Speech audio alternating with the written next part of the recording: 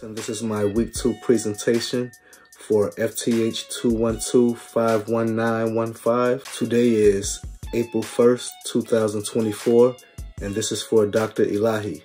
For this week's presentation, we were to describe the safety processes that we used when we were assembling the PSA Dagger. For the most part, I just used eye protection. Since I was dealing with springs, thunder tension, I always use eye protection, so I did use eye protection. To avoid losing the small parts, I used a magnetic tray to hold the small metal parts and even the polymer parts that, were small.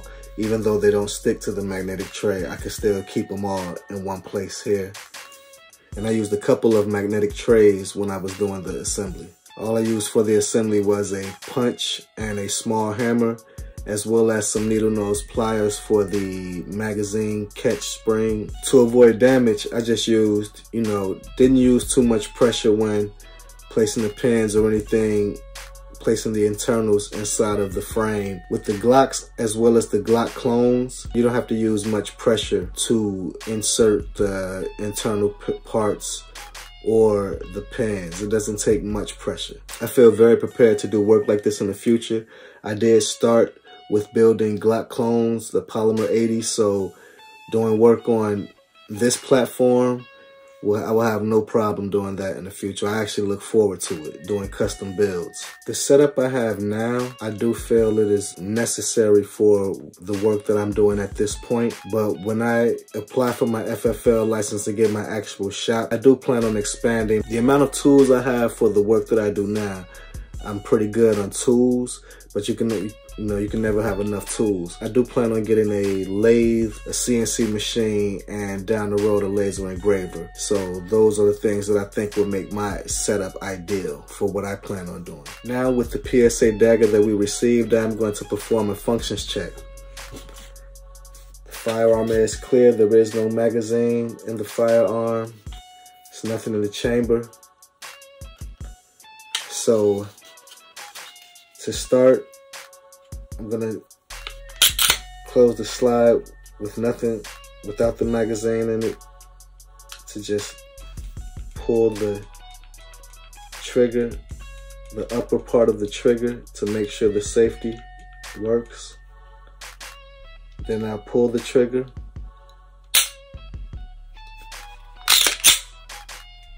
Release the trigger. Hear the reset. Now I'm going to have a magazine with 2 snap caps loaded in it to go through the cycle of operations while performing another functions check. Gonna load the magazine. Loading the magazine is feeding. When I pull the slide back, it's cocking as well as chambering the round.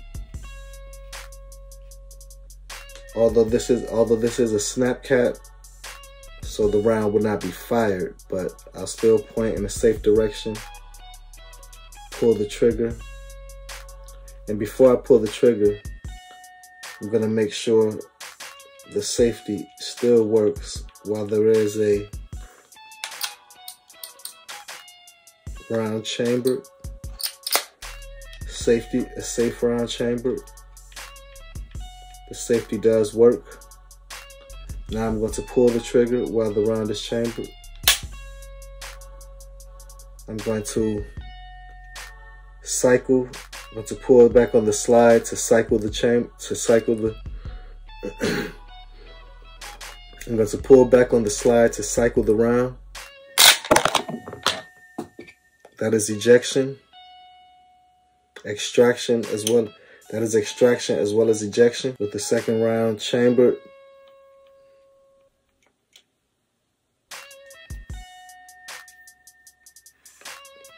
And as well as locking.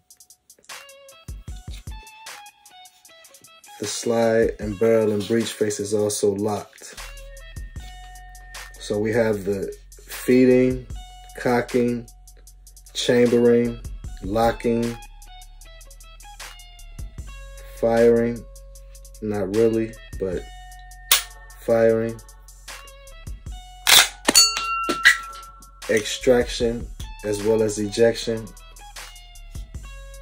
and the slide is locked back after the last round. Now I'm going to measure the barrel length on the PSA Dagger. It is clear, there's nothing in the chamber, and there is no magazine in the firearm. I have my cleaning rod as well as my pencil to mark the cleaning rod, and I have my measuring tape to measure the mark that I do make. I'm going to keep the red plastic tip on the rod to protect the barrel, and it is flat, so I'm going to place it down.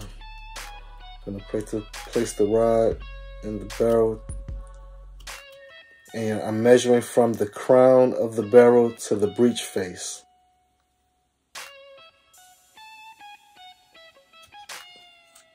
Remove the rod, have the mark, and take the tape measure.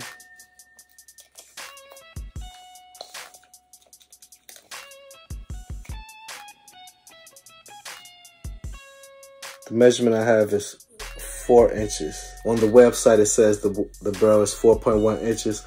My measurement was 4 inches, and with the thickness and getting the pencil right at the crown, that probably is the difference. To close out this week's assignment, we are to articulate what is different when it comes to measuring the twist rate in a shorter barrel. When I first measured the twist rate of a barrel, it was in a rifle length barrel. The rod had the ability to make a full rotation. What I realized, and I really noticed it when in the revolver class, when I had to measure the twist rate of the 2-inch snub nose revolver, the Taurus 856. When measuring a barrel that you don't have a long enough barrel to get a full rotation, what you would have to do is you would have to measure the amount of distance it would take to make one full rotation. The way to find that when you don't have a barrel long enough to make a full rotation, and I'll use a 2-inch barrel of the Taurus 856 for example. In that barrel, when I measured the twist rate, the flag only turned 1/4 of an inch. By it only turning 1/4 of an inch in 2 inches, 4 quarters will make a full rotation. 8 inches for one full rotation. So what you would do is, since you only had a 2-inch barrel, you would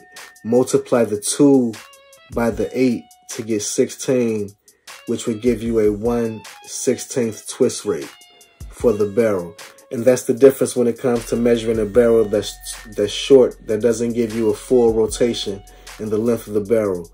You would just take the amount of distance the flag does turn, and you would see what it would be, how much it would take to make a full rotation. You will make a fraction out of that. This concludes my week 2 assignment for FTH 212-51915. Thank you.